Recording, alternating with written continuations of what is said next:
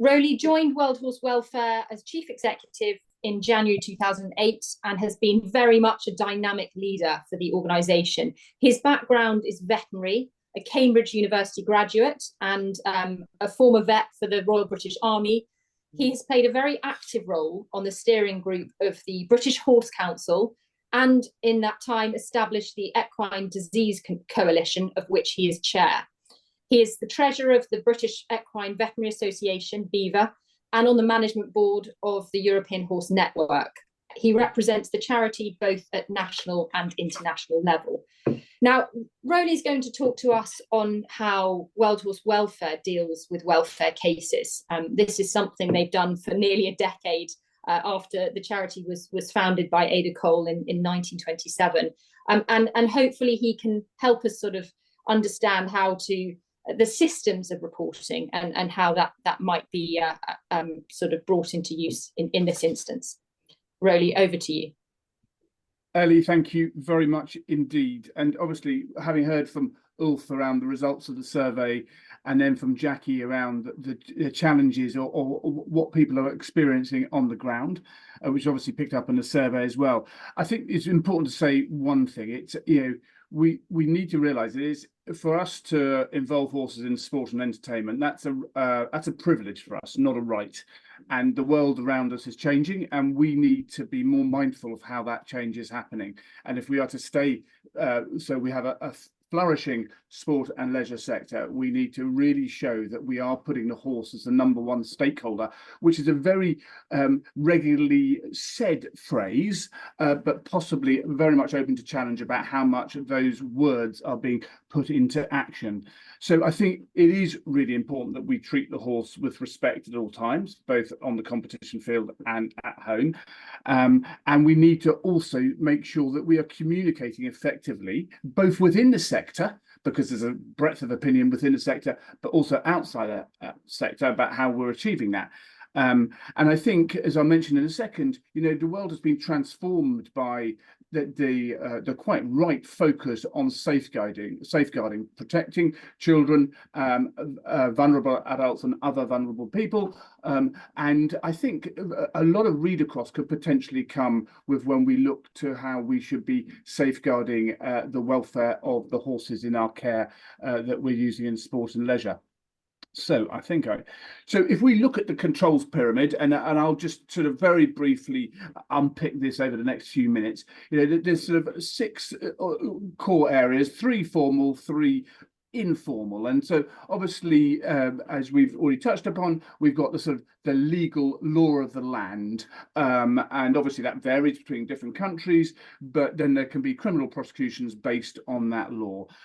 Next to that, obviously from a sporting sector, we obviously have the FEI rules and regulations, and then there are national federation rules and regulations, and there are discipline rules and regulations. And one of the things we so often say, there's no point having a rule if you're not going to enforce it. So very much having the rules and establishing them, but make sure that we're enforcing them is really important.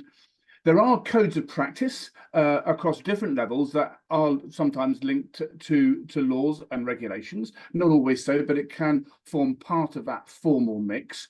But they can also form, such as the FEI Charter and British Equestrian and other federations have taken that role on to establish those kind of charters, which sets out very much the informal sort of basis of what the expectations are. It's setting that expectation level.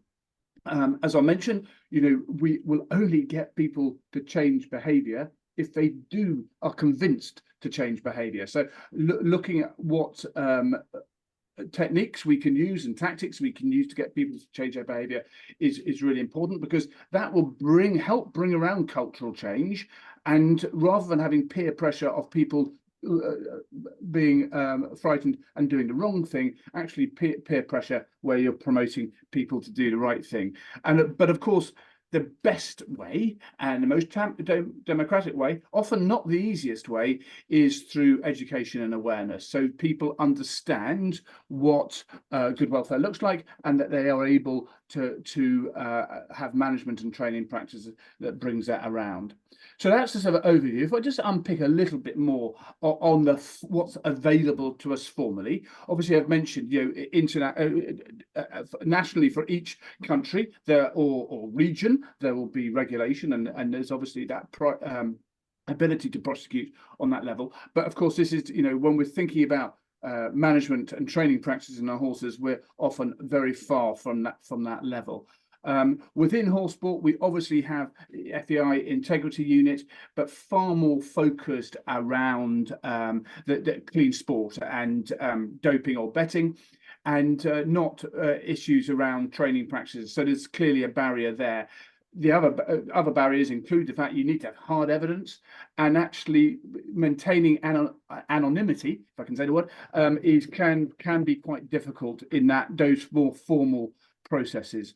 As I've said, I think we should reflect on all the processes that have been put in place from a formal perspective for safeguarding, and how we might read across and what lessons we can learn from establishing the structures, which are often, it's not cheap, and it is quite involved, but the structures that have been set up there. And as Ellie said, World Horse Welfare, we have had an advice line and a reporting function, working very closely in England and Wales with the RSPCA, the Royal Society of Protection of Cruelty to Animals, and the Scottish equivalent in Scotland. But of course, that is law of the land, and it's got, again, very far away, distant move from issues about training practices. It is hugely resource intensive. You need to have a reporting structure, online, telephone. You need to have people who are able to go out and investigate those in a completely neutral way. And so it takes over 20 people to run the service that World Horse Welfare runs in Britain. So clearly it's not a cheap thing to do. And we recognise that actually a lot of the reports we get are simply due to lack of knowledge. There's no intent to be cruel, but there's still ignorance, and they end up with animals which are either likely to suffer or are suffering.